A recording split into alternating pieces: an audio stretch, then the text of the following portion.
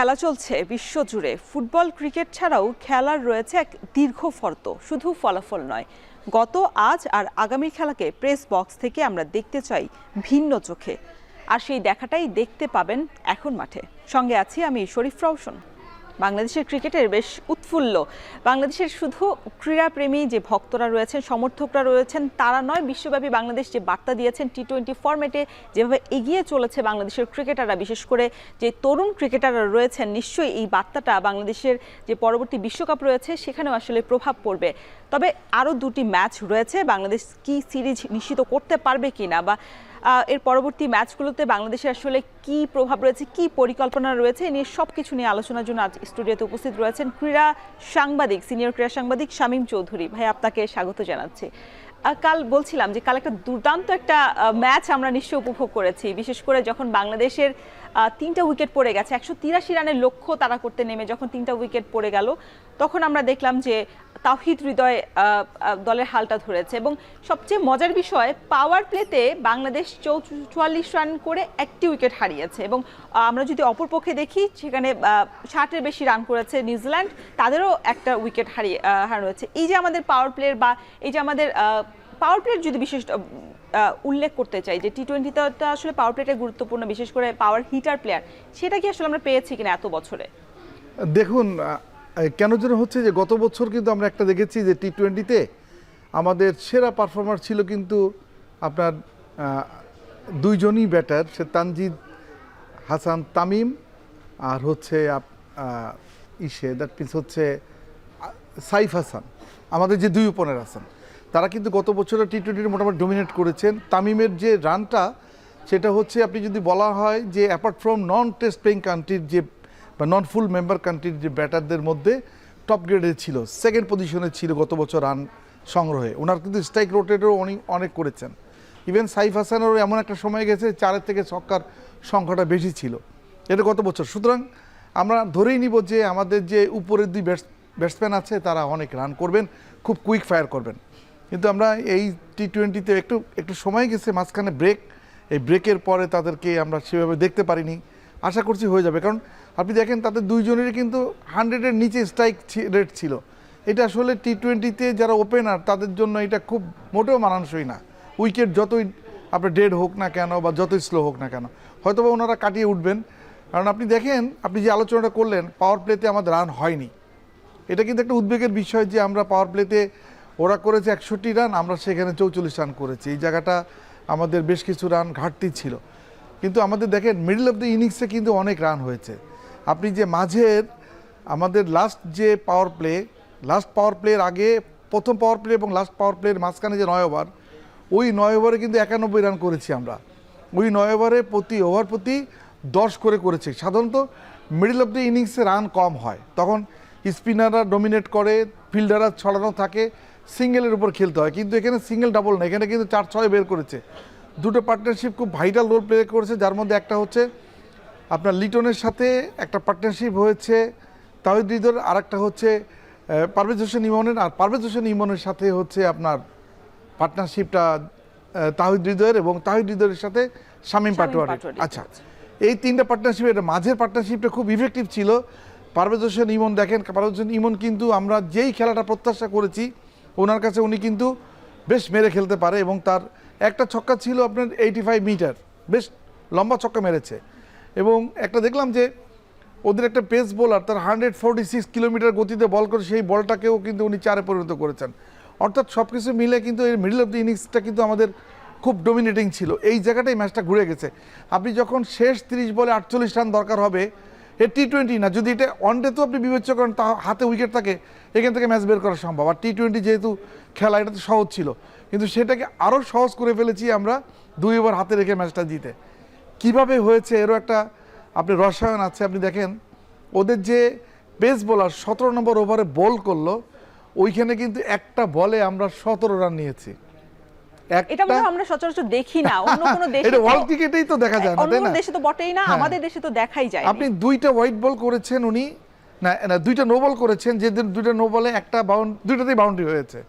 একটা আপনি আপনার লং লেগ দিয়ে, আর একটা হচ্ছে থার্ড ব্যান দিয়ে, 2টা বাউন্ডারি হলো প্রাইজ গিভিং বাউন্ডারি আর কি।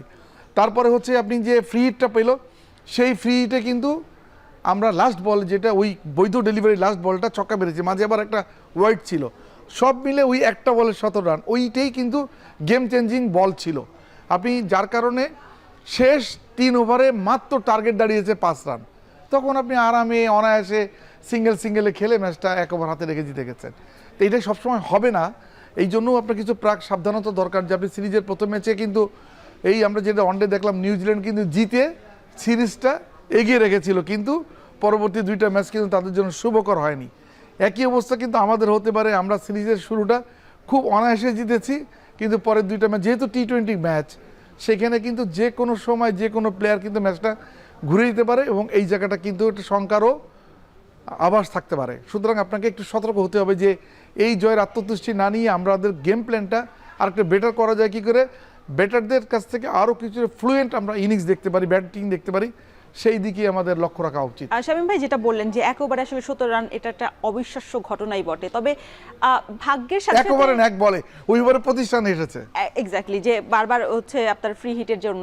কিন্তু শামীম ভাই এটা কি শুধু আসলে ভাগ্যের কারণে কিনা? কারণ দেখা যাচ্ছে একটা আমরা এর আগে দেখেছি যে সলিড বলগুলো আসলে ফেস করতে পারে না বা আউট হয়ে যায়, যেগুলো আসলে খেলা উচিত না সেগুলো খেলে আউট হয়ে যায় ব্যাটাররা। তবে এইটা আসলে বল পজিশন বা যেটা আপনি বলছিলেন যে 2টা বাউন্ডারি হয়ে গেছে, এটা কি শুধু মানে ভাগ্য কিনা, নাকি ব্যাটারেরও আসলে? না, এটা কেন যেন মনে হচ্ছে যে আপনার যে বোলারটা উনি প্যানিক হয়ে গেছে। প্যানিক হয়েছে কেন? আপনি আগের ওভারে খেয়াল করে দেখবেন শামীম হোসেন পাটোয়ারি একটা ছক্কা মেরেছেন, যেটা হচ্ছে আপনি সাধারণত মুখের উপরে যদি বাউন্স করে, সাধারণত আপনি মুখ বাঁচাবেন, মুখ বাঁচায় আপনি চেষ্টা করবেন যে ওয়াইড বা নো নেওয়া যায় কি না, মুখ বাঁচাবেন, আপনি ডাক করবেন বলটাকে। উনি যেভাবে এটাকে নট আপার কাট, যেভাবে উনি ছক্কা মেরেছেন, এটা কোনো বিশেষণ হতে পারে না। এরকম শট সাধারণত আপনি যদি 1000 বার আপনি রিমোট কন্ট্রোলের চেষ্টা করেন, পাবেন না দেখতে, হঠাৎ কালে বদলে দেখা যেতে পারে সেই ধরনের একটা ছক্কা। যেই ছেলেটার এমন একটা সাহস দেখেছে, দেখার পরেই ওই বোলারটা আসলে বল 2টা ওয়াইড করেছে, চিন্তা করছে যে ব্যাটের রিচে থাকলেই ওই বলটা ছক্কা হয়ে যেতে পারে। এইটা বোলাররা এটা করে, ট্রাই করে অনেক সময় যে আপনি অফ স্ট্যাম্পের বাইরে বলটা করে বা লেগ স্ট্যাম্পের কিছুটা বাইরে বলটা করে ব্যাটারকে ট্রাই করে যে হয়তোবা ওই ব্যাটারটা আপনি ফাঁদে পাড়া দিবে অথবা ওই ব্যাটারটা বল ডাক করবে। কিন্তু দেখলো কি যে উল্টাটা হলো, যে ওনার বল দুটো এমনই ছিল যে ওটা আপনি সেটা আর কি ওয়াইড বাউন্ডারি হয়ে গেছে। এটা করা কিছুই নাই, এটা দোষটা আসলে বোলারও একটা ঝুঁকি নিয়েছেন, আর আমরা অনায়াসে রানগুলো বোনাস পেয়েছি। শামীম ভাই আমরা একটু দেখতে চাই যে বাংলাদেশের কালকে ব্যাটারদের পারফরমেন্সটা কেমন ছিল, বিশেষ করে নিউজিল্যান্ডের বিপক্ষে। নিউজিল্যান্ডকে বলা হচ্ছিল যে এটা খর্বশক্তির দল, যদিও আসলে নিউজিল্যান্ড তো দ্বিতীয় সারির দল পাঠালেও আসলে নিজেদের পরিকল্পনা একটা ছিল বলেই এভাবে পাঠিয়েছে। আমরা একটু দেখতে চাই বাংলাদেশ প্রথম টি20তে ব্যাটাররা কেমন পারফরমেন্স করেছে। সাইফ হাসান ওপেনিংয়ে নেমে 17 রান করেছে 16 বলে এবং 106.25 তার স্ট্রাইক রেট ছিল। তানজিদ হাসান তামিমের 20 রান করেছেন 25 বল খেলে, 80 স্ট্রাইক রেট তার। লিটন দাস 21 রান করতে পেরেছেন 15 বলে, 140 স্ট্রাইক রেট। তাওহিদ হৃদয় অপরাজিত হয়ে মাঠ ছেড়েছেন শেষ পর্যন্ত, 51 রান করেছেন 27 বল খেলে, 188.88 তার strike rate. Parvez Hossain Emon 28 run করে 14 বলে তিনি 28 রান করতে পেরেছেন এবং 200 স্ট্রাইক রেট তার রয়েছে নামের পাশে। শামীম হোসেন পাটোয়ারি শেষ পর্যন্ত তিনিও তাওহিদ হৃদয়কে সমর্থ যোগে শেষ পর্যন্ত পিছে ছিলেন। তার রান এসেছে 13 বলে 31 রান এবং 238.46। এই যে স্ট্রাইক রেট দেখছেন, সেটা মানে আমরা তো আসলে যে বলে যদি রান না করতে পারি, আসলে টি20-র যে মেজাজটা সেটাই আসলে হারিয়ে যায়।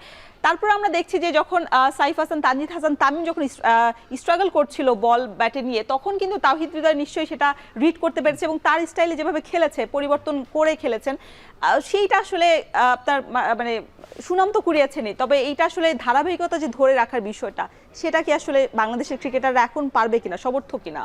দেখুন, আমি একজন ব্যাটারকে একটু আলাদাভাবে রাখবো, তাওহিদ হৃদয়। পুরো সিরিজ জুড়ে আপনি ওয়ানডে সিরিজ যেটাকে দেখেন না, 3 ম্যাচে কিন্তু ওনার আপনার স্ট্রাইক রোটেটও ভালো করেছেন এবং উনি একমাত্র ধারাবাহিক ছিলেন। সম্ভবত ওনার আপনি এভারেজটাও সবার উপরে 100-র উপরে এভারেজ করেছেন উনি।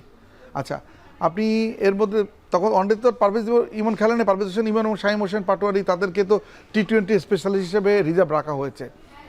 আপনি ওইখানে সাইফ হাসান কিন্তু পুরো সিরিজ জুড়ে অফ ফর্মে আছেন, ওয়ানডে তো হ্যাঁ, কোনোটাই উনি নিজেকে করতে পারছেন না, মানিয়ে নিতে পারছেন না, কেন যেন মনে হচ্ছে হয়তো বা হতে পারে একটা ব্রেক আসলে আবার পরে ভালো করবেন।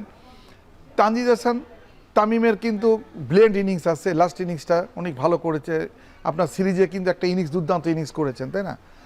সুতরাং আপনি তানজিদ হাসান তামিম আবার ফর্মে ফিরবেন এটাই প্রত্যাশা করেন। লিটন কিন্তু ওয়ানডের লাস্ট ম্যাচটা রান করেছেন, সে লিটনও কিন্তু ফর্মে ফিরে আসছেন, এবং লিটনে যেটা বলেন ইফেক্টিভ, এই 15 বলে 21 রানটা ইফেক্টিভ রানই ছিল, এবং উনি একটা ভালো বলে উনি আউট হয়েছেন, সুতরাং এটাকে ওনাকে দায়ী করা যাবেন না।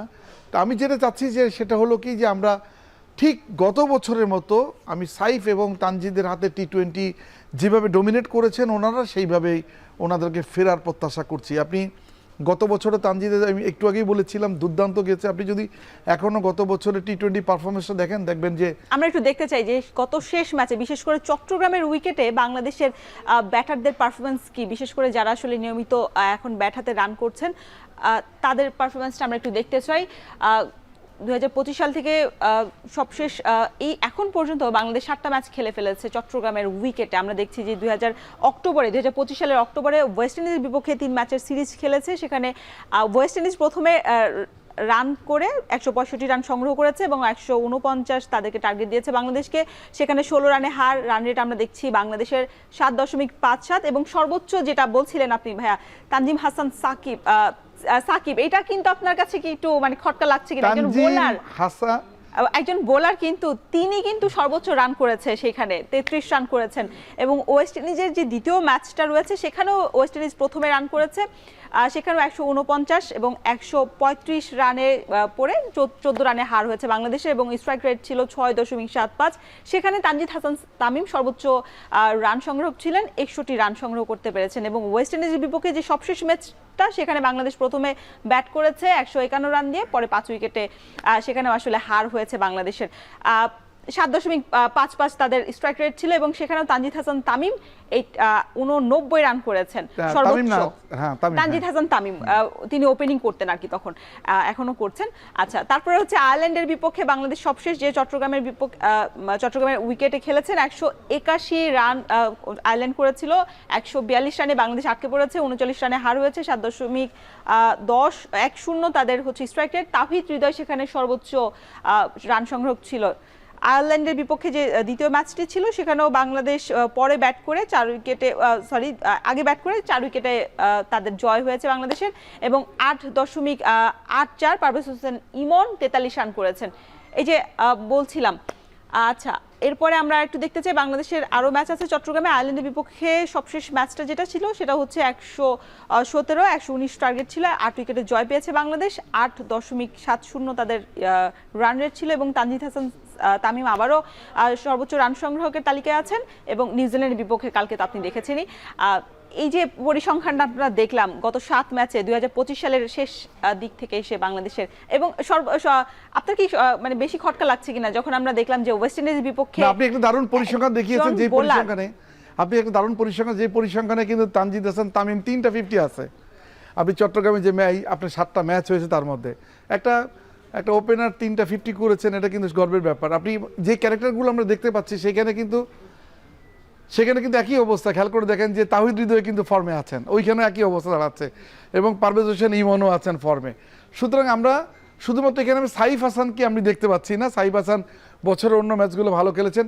এই আপনার সর্বশেষ টি-20 সিরিজগুলোতে কিন্তু আমাদের অবস্থান ভালো ছিল না, বিশেষ করে আমরা ওয়েস্ট ইন্ডিজের কাছে কিন্তু হোয়াইট ওয়াশ হয়েছি এই চট্টগ্রামেই, তাই না? কারণ ওয়েস্ট ইন্ডিজকে কিন্তু আমরা যেইটা দরকার ছিল আমাদের সেই কাজটা করেছি। কারণ ওয়ানডে কিন্তু ওয়ার্ল্ড কাপে খেলতে গেলে আমাদের বেঞ্চমার্ক একটা দেওয়া আছে, সেটা হলো কি আপনার আইসিসি যেটা বলছে যে টপ 10 কান্ট্রি র্যাঙ্কিংয়ের আগামী মার্চের 31শে মার্চ পর্যন্ত যারা হচ্ছে সেরা 10-এ থাকবে তারা সরাসরি ওয়ার্ল্ড কাপ খেলবে।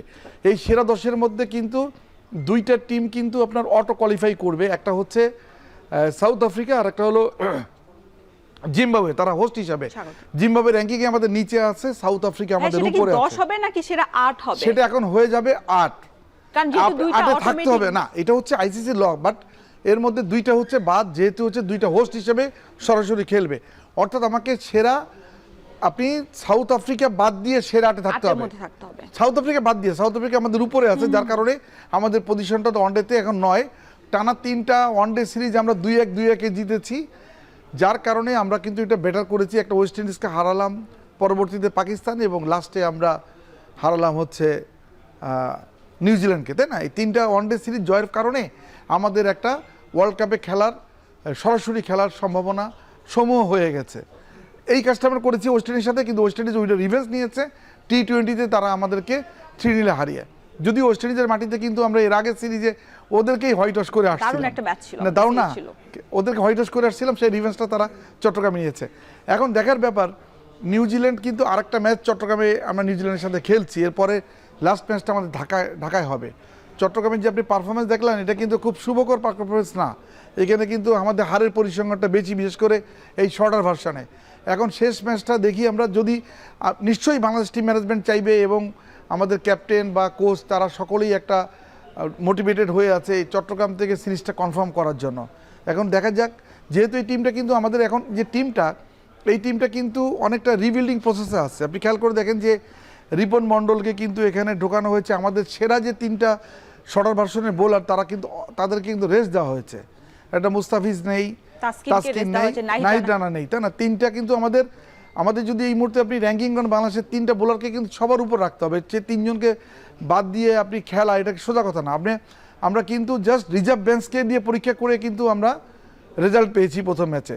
এটা কিন্তু আসলে এটা একটা বিরাট ভালো দিক। আমরা যদি চট্টগ্রামের উইকেট তো ব্যাটিং স্বর্গ উইকেট বলা হয়, যে ব্যাটে রান সব সময় থাকে, রানের জন্য থাকে। কিন্তু কালকে কি একটু মানে পরিবর্তন মনে হয়েছে কিনা? কালকে আমার কাছে তেমন একটা পরিবর্তন মনে নেই। ফার্স্ট ইনিংসে লেটারলি একটু উইকেট বিহেভ করেছে, কিছু বল নেমে গেছে, কিন্তু তারপরও এই উইকেটে কিন্তু রানের উইকেট, এটা কিন্তু আমরা দেখছি। আমরাও ওই লেটারেলে যেটা ছিল আমাদের ইনিংসের শুরুতেও সেটা কিন্তু ছিল, কিন্তু এর পরবর্তীতে উইকেট কিন্তু ইভেন হয়েছে এবং তারপরে কিন্তু রান ব্যাটাররা পেয়েছে। আর শামীম ভাই, আমরা আরো আলোচনা করবো এই ক্রিকেট ম্যাচ, সামনে যতগুলো সিরিজ আছে সবকিছু নিয়ে। দর্শক, সময় হলো একটা বিরতির, ফিরছি একটু পরেই।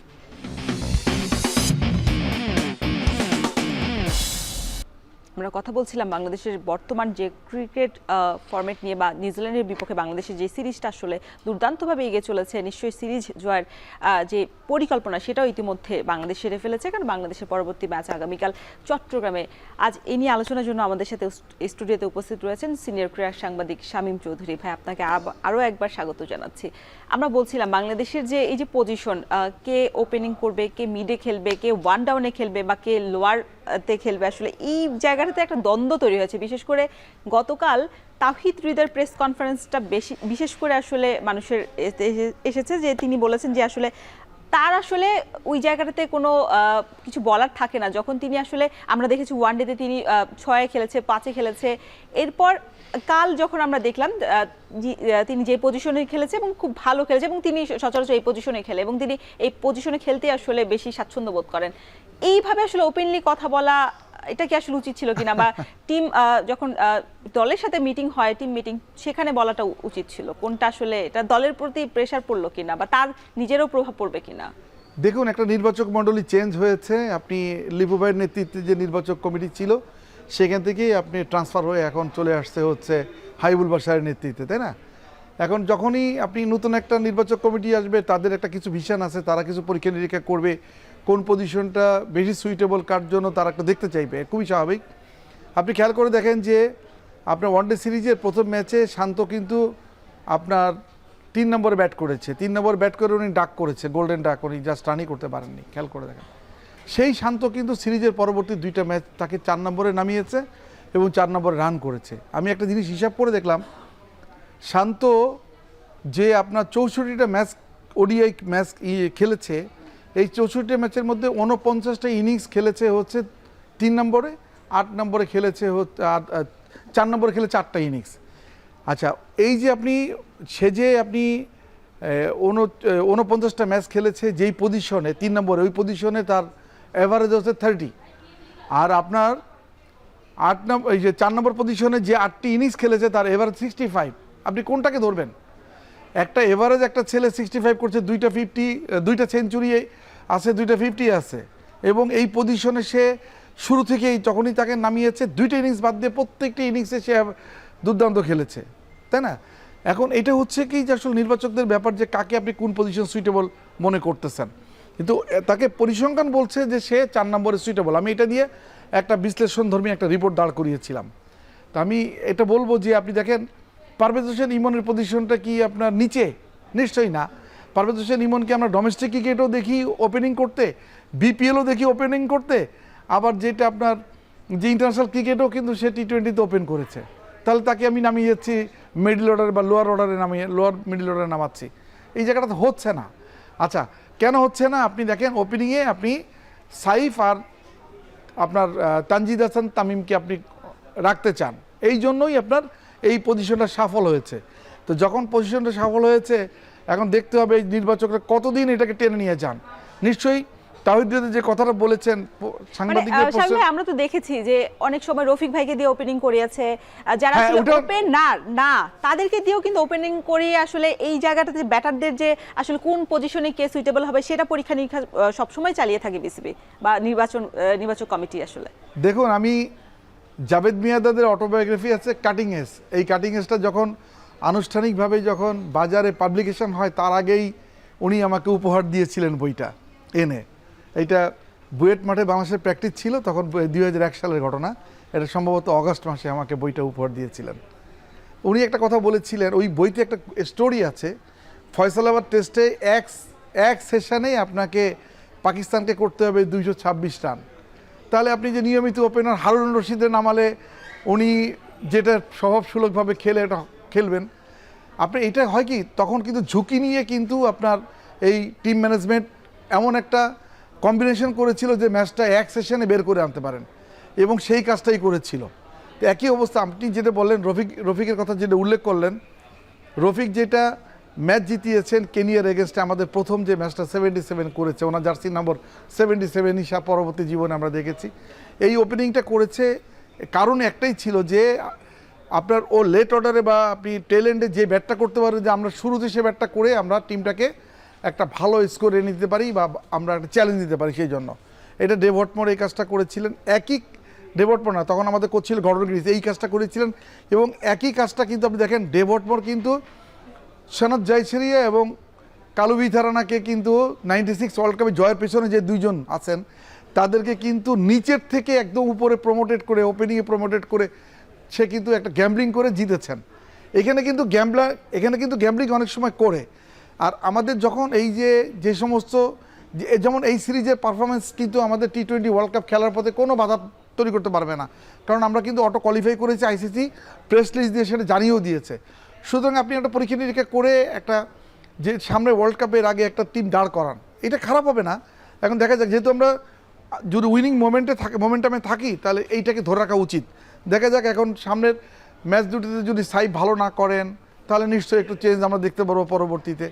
এই সিরিজটাকে আমাদের আরেকটু পরীক্ষামূলক সিরিজ হিসাবে দেখতে চাচ্ছেন ওনারা, আমরাও দেখতে চাচ্ছি। মানে এটা তো গেল আসলে নির্বাচক কমিটি বা যারা নির্বাচকরা রয়েছে তাদের। তবে খেলোয়াড় হিসেবে তাহিদ হৃদয় যখন প্রেস কনফারেন্সে ওপেনলি আমাদের সামনে আসলে নিজের দুঃখের কথাটা প্রকাশ করলেন, তাহলে কি এটা টিম কমিটির যখন মিটিং হয় দলের তখন সেখানে তিনি প্রকাশটা করতে পারতেন কিনা? এটা কিন্তু দেখেন, এক অর্থে কিন্তু আমি বলি, প্লেয়ার হয়ে কিন্তু একটা code of conduct paper sign করতে হয়। আপনি যেই পজিশনে ব্যাট করতে বলবেন সেই পজিশনে ব্যাট করবেন, এইটা হচ্ছে আপনার ডিউটি। আর যেহেতু ব্যাটার, আপনি নতুন বলে ব্যাট করতে পারলে পুরনো বলে ব্যাট করতে পারবেন, এটা সমস্যা হওয়ার কথা না।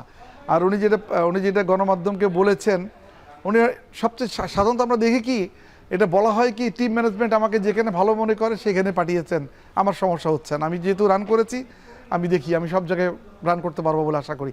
এটা বললে ভালো হতো। উনি যেটা বলেছেন জানি না, হয়তো বা ক্রিকেট বোর্ডের পক্ষ থেকে ওনাকে ডেকে এই ব্যাখ্যাটা চাইতে পারে, যেটা গোপনেই আমরা হয়তো জানবো না, অথবা জানলেও হয়তোবা তার যে চাপা কষ্ট সেটা আসলে গতকাল এত ভালো করার পর বের হয়ে গেছে সামনে, আসলে ধরে রাখতে পারেনি।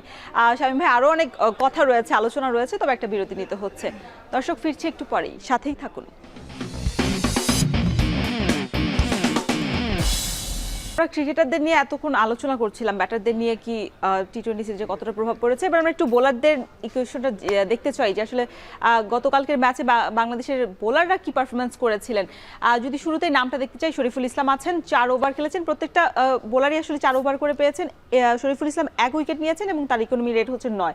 তানজিম হাসান সাকিব আছেন, 4 ওভার খেলে 1টি উইকেট নেওয়ার সুযোগ হয়েছে তার, 10 ইকোনমি রেট তার। রিপন মন্ডল আছেন, 1টি উইকেটও পাননি, তবে তার ইকোনমি রেট হচ্ছে 9, 7.75। শেখ মাহিদি আছেন, একটি উইকেট নেওয়ার সুযোগ হয়েছে, 7.75 ইকোনমি রেট, এবং রিশাদ হোসেন আছেন যিনি দলের হয়ে সর্বোচ্চ উইকেট শিকার করেছেন 2টি উইকেট, এবং তার ইকোনমি রেট 8। কি মনে হচ্ছে এই পরিসংখ্যানটা দেখে ভাইয়া? দেখুন, আমাদের তো রিশাদ কিন্তু খুব পরীক্ষিত। গতবার পুরো বছর জুড়ে উনি টি-20তে বাংলাদেশের হয়ে ইন্টারন্যাশনাল ম্যাচ যতগুলো খেলেছেন সবচেয়ে ধারাবাহিক ছিলেন উনি বোলিংয়ে। আপনি শেখ মাহাদি কিন্তু তাকে আমরা ধরি যে নতুন বলেও কখনো কখনো তাকে পরীক্ষা করা হয়, আর মিডল অফ দ্য ইনিংস বা শেষ দিকেও তাকে ইউজ করা হয়, উনিও বেশ ধারাবাহিক। আপনি দেখেন এখানে যে বোলিংটা দেখালেন পরিসংখ্যানের মধ্যে সবচেয়ে ইকোনমি কিন্তু এর মধ্যে শেখ মাহাদি ছিল। উনি এখানে কিন্তু উনিও লাস্ট স্পেলে উইকেট পেয়েছেন, রিশাদ থার্ড স্পেলে উইকেট পেয়ে ফার্স্ট স্পেলে উইকেট পেয়েছেন 3 ওভারের। রিশাদের প্রথম স্পেলটা দুর্দান্ত ছিল, ওই 3 ওভার স্পেলে 2টি উইকেট নিয়ে নিচ্ছেন।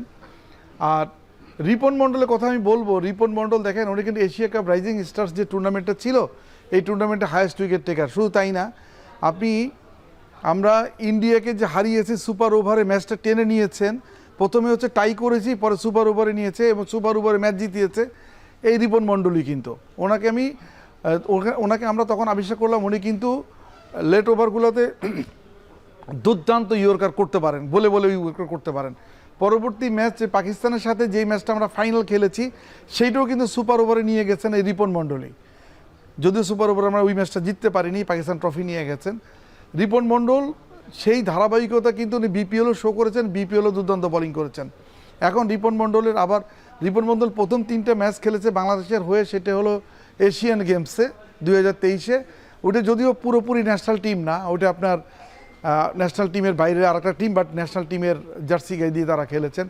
রিপন মণ্ডলের এক অর্থে কিন্তু অভিষেক কালকে হয়েছে, পুরো ফুল ন্যাশনাল টিম যেটা বলে সেইটা যদি আমি বলি, সেইখানে আপনি খেয়াল করে দেখবেন প্রথম 3টে স্পেল ভালো হয়নি, এক ওভারের স্পেলগুলোতে উনি এটা ছিল একটা শিক্ষণীয় পর্যায়ে ছিল। উনি ইন্টারন্যাশনাল ক্রিকেটে উনি যে একটা কঠিন জায়গাটা উনি সম্ভবত জায়গাটা উপলব্ধি করতে পেরেছেন। কিন্তু লাস্ট স্পেলটা আপনি যদি দেখেন, লাস্ট ওভারটা 20 নম্বর ওভার, খুব ভাইটাল ওভার, যেই ওভারে সাধারণত 20-25 রানেরও অনেকে প্রত্যাশা করে হয়ে যেতে পারে, তাই না, সম্ভাবনা আছে। কিন্তু সেই ওভারটাতে উনি মাত্র 6 রান দিয়েছেন এবং তার কিন্তু 2টা ইয়র্কার ছিল, দুর্দান্ত 2টা ইয়র্কার ছিল। সেই সময় যে প্রেসারটা নেওয়ার না, আমি যেটা বলতেছি সেটা হচ্ছে সবচেয়ে বড় একটা পেস বোলার গুণাবলী হচ্ছে কি পুরন বলে আপনি ইয়র্কার আদায় করতে পারাটা, সেটা কিন্তু উনি পেরেছেন। উনি যে ইয়র্কার করতে পারেন সেই 2টা ডেলিভারি কিন্তু দেখিয়ে দিয়েছেন ওই ওভারে, লাস্ট ওভারে, এবং যার কারণে কিন্তু পারে নাই। আপনি শরীফুল জানেন, শরীফুল তো আপনি এই যে আমার ওয়ানডে সিরিজে তার মুস্তাফিজের জায়গায় তার খেলার কথা ছিল না, তার ছিল সাইড লাইনে। ঠিক শেষ মুহূর্তে যখন প্লেয়ার লিস্ট দেওয়া হয় তখন শরীফুলের সুযোগ হয়েছে, কারণ মুস্তাফিজের একটু চোট পাওয়াতে ওয়ার্ম আপের সময় শরীফুল জায়গাটা নিয়েছেন এবং শরীফুল কিন্তু প্রত্যেকটা ম্যাচেই প্রমাণ করেছেন যে উনি সবচেয়ে ইকোনমি বোলার হিসেবে নিজেকে উপস্থাপন করেছে। এই লাস্ট যে সিরিজটা আমরা 2-1 জিতলাম। সুতরাং আপনি আর তানজিম হাসান যে সাকিব, উনি জানেন যে আপনার সাধারণত টেল এন্ডেও উনি কিন্তু রান করতে পারেন, উনি খুব বিগ শট দিতে পারেন, যার কারণে কিন্তু ওনাকে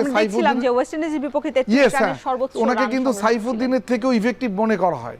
আপনি কিন্তু ওয়ার্ল্ড কাপে একটা ম্যাচে উনি 24টা ডেলিভারির মধ্যে 21টা ডেলিভারি ডট দিয়েছেন, এটা কিন্তু অল রেকর্ড ছিল, যদিও রেকর্ডটা মাত্র 24 ঘন্টার মধ্যে রেকর্ডটা ক্যান্সেল হয়ে গেছে। আমাদেরও কি এই প্রতিভা আছে কিনা যে শেষের দিকে নেমে আসলে 2-3টা হ্যাঁ উনি পারেন, যার কারণে ওনাকে, এবং উনি কিন্তু তার হাইট ভালো থাকার কারণে এই কাজটা উনি কিন্তু আরেকটা দেখবেন, খেয়াল করে দেখবেন, উনি কিন্তু স্লগে কিন্তু দুর্দান্ত বল করেছেন। আপনার তানজিম হাসান সাকিব ওই এক ওভারটা ভালো ছিল। সবকিছু মিলে আমাদের বোলিংটাকে আমি মোটামুটি একটা ভালো একটা মার্ক দিব, টিক মার্ক দিব, যেটা হচ্ছে বোলারদের কাছে আমরা যেটা প্রত্যাশা করছিলাম সেটা পেয়েছি। এবার কালকেই তো আসলে টি-20 সিরিজের দ্বিতীয় ম্যাচটা অনুষ্ঠিত হবে চট্টগ্রামে। এরপরে আসলে চট্টগ্রামের পর আসলে বাংলাদেশের যে ক্রিকেটাররা তাদের ব্যস্ত সময় আসলে শেষ হবে না, ব্যস্ততা আরও বেড়ে যাবে, কারণ পাকিস্তান 3 মে আসবে বাংলাদেশে। প্রথমেই টেস্ট ম্যাচ আছে দুটো, একটা হচ্ছে শুরুটা হচ্ছে মিরপুরে, এর মধ্যে কিন্তু স্কোয়াডও ঘোষণা করে দিয়েছে। চমক হিসেবে আমরা দেখছিলাম যে অমিত হাসান নামে যিনি একজন ক্রিকেটার আছেন, যিনি বিসিএলে খুব ভালো পারফরমেন্স করছে এখন।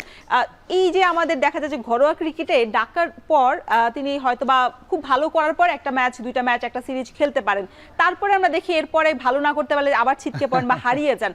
এই প্রবণতা বাংলাদেশের সংস্কৃতিটা কি এখনো আসলে চলমান রয়েছে কিনা? দেখেন আপনি টেস্টে কিন্তু আমাদের দলটা মোটামুটি দাঁড়িয়ে গেছে, কারণ আপনি সর্বশেষ সিরিজে কিন্তু আমরা পাকিস্তানের মাটিতে পাকিস্তানকে হোয়াইট ওয়াশ করে আসছি। রাওয়ালপিন্ডিতে দুইটা ম্যাচ খেলেছি, দুটোতেই আমরা এবং বিশাল ব্যবধানে দুর্দান্ত পারফর্ম করেছি। নিউজিল্যান্ডের সাথে কিন্তু আমরা এর আগের সিরিজে আমরা যেটা হলো যে দেশের মাটিতে 1-1 ড্র করেছি। আমরা টেস্টে কিন্তু মোটামুটি একটা দল দাঁড়িয়ে গেছে। আমরা বিলম্বে টেস্ট খেলি, একটু ব্রেক নিয়ে টেস্ট খেলি। আপনি খেয়াল করে দেখবেন এখানে কিন্তু আমাদের অমিত হাসানের কথা আপনি যেটা বললেন, অমিত হাসান কিন্তু আপনার ফার্স্ট ক্লাস ক্রিকেটে 11টা সেঞ্চুরি করে উনি 50 ওভারে এভারেজ নিয়ে উনি আসছেন, ন্যাশনাল টিমে ডাক পেয়েছেন। উনি কিন্তু অনেক লম্বা সময় ধরে অপেক্ষা ছিলেন। উনি কিন্তু সাধারণত আপনি দেখেন প্রিমিয়ার ডিভিশন, ঢাকা প্রিমিয়ার ডিভিশনে ওনাকে খুঁজে পাবেন না, তেমন একটা ওনার কদর নেই। বিপিএলে তো নেই কদর। আবার আপনি যেটা বলেন যে আর আমাদের তো ইন্টারন্যাশনাল ক্রিকেটে বিবেচনাই করা হয় না, কিন্তু যখনই আপনি ফার্স্ট ক্লাস ক্রিকেট আসে কেন যেন উনি নিজেকে মেলে ধরেন। ওনার দুটো ডাবল সেঞ্চুরি আছে 11টা সেঞ্চুরির মধ্যে। এবং দেখেন এই বছর এই যে আপনি বললেন যে বিসিএলে কিন্তু উনি একটা লম্বা একটা ইনিংস করেছেন, সেঞ্চুরি আছে তার, তাই না? এখন উনি আসলে টেস্ট খেলতেই আসছেন, বয়সও খুব বেশি না, 24 বছর, যদিও উনি ফার্স্ট ক্লাস ক্রিকেটে প্রায় 5-6 বছর ধরে খেলছেন। উনি ধারাবাহিকভাবে খেলছেন। আর একটা সুবিধা হলো কি, উনি যেই টিমে খেলে সিলেট বা পূর্বাঞ্চলীয় টিমে বিসিএলে আর ন্যাশনাল লিগে খেলে সিলেটের হয়ে, সেইখানে কিন্তু দুইটা জায়গায় উনি পার্টনার হিসেবে পান কিন্তু আপনার মুশফিকুর রহিমের কাছে। আর ওনার আইডলও মুশফিক, উনি কিন্তু ব্যাকআপ উইকেট কিপারও কিন্তু উনিও বলেছেন বিভিন্ন কথায় যে ওনার আদর্শ হলো মুশফিকের মতোই খেলতে চান। এখন দেখা যাক, আসলে ওনার তো একটা আমরা যদি ওনার অভিষেক হয়, যদি লম্বা ইনিংস খেলতে পারেন, তাহলে হয়তো বা সেটেল হবে, আস্তে আস্তে সময় নেবে। কারণ এখানে আমাদের কিন্তু মাহমুদুল হাসান জয় এবং সাদমান ইসলাম অনিক, ওনারা কিন্তু আপনি অন অ্যান এভারেজ পারফরমেন্সে আছে, আজকে ভালো করে কালকে ভালো করেন না, এবং ওঠানামার মধ্যে আছে। এই জায়গাটা আসলে আমাদেরও একটা প্রয়োজন হচ্ছে এই জায়গাটা দেখার, যে আমাদের লম্বা সময় ন্যাশনাল টিমকে সার্ভিস দিতে পারবেন উপরের দিকে এমন একটা ব্যাটার দরকার। হয়তোবা সেই বিবেচনা করে নির্বাচকরা তাকে নিয়েছেন। শামীম ভাই, আমরা দেখতে পাচ্ছিলাম যে রাওয়ালপিন্ডির পর আসলে বাংলাদেশ আসলে এই সাদা পোশাকে সিরিজ নিশ্চিত করতে পারেনি। এটার কারণটা কি আসলে এমন কিনা যে আসলে 3 ফরম্যাটে একই প্লেয়ারকে ঘুরে ফিরে খেলানোর যে প্রবণতা, সেটার কারণে কিনা? কারণ দেখা যায় যে বছরব্যাপী যখন টুর্নামেন্ট থাকে বা প্রতিযোগিতা থাকে, তখন আসলে নিজেদের রেস্ট বা এক ফরম্যাট তো আরেক ফরম্যাটের সাথে ভিন্ন আমেজ তৈরি করে, সেই আমেজ থেকে আসলে নিজেদেরকে সরিয়ে এনে সেই ফরম্যাটের সাথে অ্যাডজাস্ট হওয়ার তো একটা বিষয় আছে না। শামীম ভাই, এটার উত্তরটা নেব, তবে বিরতির পর। দর্শক, নিচ্ছি ছোট্ট একটা বিরতি, ফিরছি একটু পরে। আর শামীম ভাই, বিরতির আগে যে প্রশ্নটা করে গিয়েছিলাম যে এই যে আমরা ধারাবাহিকভাবে কোনো ফরম্যাটে আসলে নিজেদেরকে মেলে ধরতে পারছে না ক্রিকেটাররা, সেটার কারণটা কি আসলে এটা কিনা যে ঘুরে ফিরে এক প্লেয়ারকে 3 ফরম্যাটে খেলানো হচ্ছে, সেইভাবে আসলে নিজেদেরকে অ্যাডজাস্ট করার যে সময়টা, সেটা যথেষ্ট কিনা তাদের জন্য? না, এখন আপনি আমাদের তো টেস্ট টিমটা একটা অনেকটা সেপারেট হয়ে গেছে। এটা আপনার বিগত দিনগুলোতেও দেখছি রিপু ভাইয়ের থেকে আরও বেশি প্রকট হয়েছে এটা, যে উনি একটা সিস্টেম দাঁড় করিয়েছেন। আপনি এখন মুশফিক তো অন্য কোনো ফরম্যাটে খেলেন না, শুধুমাত্র আপনার টেস্টে খেলেন। টেস্টে দেখেন আপনার এই যে এবাদত ব্যাক করেছেন, এবাদতও অন্য কোনো ফরম্যাটের বিবেচ্য হচ্ছে না, খালেদও অন্য কোনো ফরম্যাটে বিবেচ্য হচ্ছে, যদিও খালেদ এই সিরিজে নাই। আপনি যারা আসছেন তারা কিন্তু এখন স্পেশালিস্ট হয়ে যাচ্ছেন। আপনি সাদমান অনিক, মাহমুদুল হাসান জয়ের কথা ভাবেন, ইভেন জাকির হাসান, তারা কিন্তু সবাই আপনার টেস্টের জন্যই বিবেচ্য হচ্ছেন।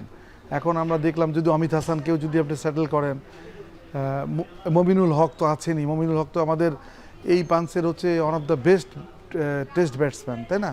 উনি তো টেস্টই খেলেন, শুধু অন্য কোনো ফরম্যাটে ওনাকে দেখা হয় না।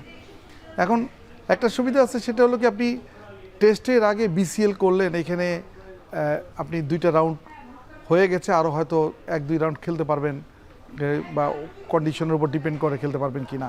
কিন্তু এই যে প্র্যাকটিসটা কিন্তু আপনি লাল বলের প্র্যাকটিসটা কিন্তু তারা মোটামুটি করে নিয়েছেন।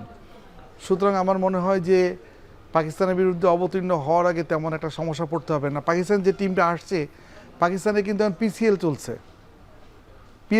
তাই না? পিএসএলে খেলে, অর্থাৎ তারা কিন্তু T20 ফরম্যাট খেলে ট্রান্সফার হয়ে আসছে টেস্টে। আর আমাদের টিমের যে ম্যাক্সিমাম প্লেয়ার, তারা কিন্তু 4 ডে ম্যাচ খেলে টেস্টে যাচ্ছে। সুতরাং আমার মনে হয় যে আমাদের জন্য এক হচ্ছে কন্ডিশনটা আমাদের, আমরা তাদের মাঠে তাদেরকে হারিয়েছি, এই একটা আমাদের উইনিং মোমেন্ট আছে টেস্টে। এবং সবশেষ আমরা কিন্তু সিলেট এবং মিরপুরেও আয়ারল্যান্ডের বিপক্ষে সিরিজ জিতেছি। জি, আমাদের সবকিছু মিলে আমাদের টেস্টে টেস্টের জন্য আমরা এখন একটা আস্তে আস্তে করে আমরা ভালো শেপে দাঁড়িয়ে যাচ্ছি। এখন দেখেন টেস্ট সিরিজ জেতানোর জন্য আপনি তাসকিনকে কিন্তু ব্যাক করানো হয়েছে। তাসকিন জানেন যে তাসকিন কিন্তু ইনজুরি প্রবণ আছেন, ওনাকে রেস্টটা দিয়েই রাখা হয়েছে, কারণ টেস্টে আমরা জিততে চাই। তাসকিন কিন্তু লাস্ট সিরিজ যেটা আপনি রাওয়ালপিন্ডিতে হলো ওটা দুর্দান্ত বোলিং করেছিলেন, এই জন্য তাসকিনকে কিন্তু আবার রাখা হয়েছে। আবার নিউজিল্যান্ডের মাটিতে, নিউজিল্যান্ডে মাউন্ট মঙ্গানুইতে বাংলাদেশ কিন্তু টেস্ট জিতেছে, সেই টেস্ট কিন্তু জিতিয়েছিলেন কিন্তু এবাদত ব্যাক করেছেন। এবাদত যদিও ইনজুরির সাথে লড়েছেন, উনি দীর্ঘদিন ধরে উনি টিমের বাইরে ছিলেন, উনি ফর্মটা ফিটনেসটা ফিরে পেলে উনি টেস্টের জন্য ইফেক্টিভ হতে পারবেন আশা করা যায়, কারণ ওনারও বলে গতিও আছে এবং উনি একটা স্পটে বল করতে পারেন অনবরত, এটা বিরাট গুণাবলী আছে। যেহেতু উনি বিমান বাহিনীতে চাকরি করেন, উনি ফিট রাখার চেষ্টা করেন নিজেকে, এবং অ্যাথলেটিক বডিও ওনার, যেটা খুব কাজে আসবে। এখন আমাদের টেস্টে যেটা হয়েছে সেটা হলো কি, আমরা ওদের নিউজিল্যান্ড লেফট আর্ম ব্যাটার বেশি বলে আমরা একটা অফ স্পিনার নিয়েছি।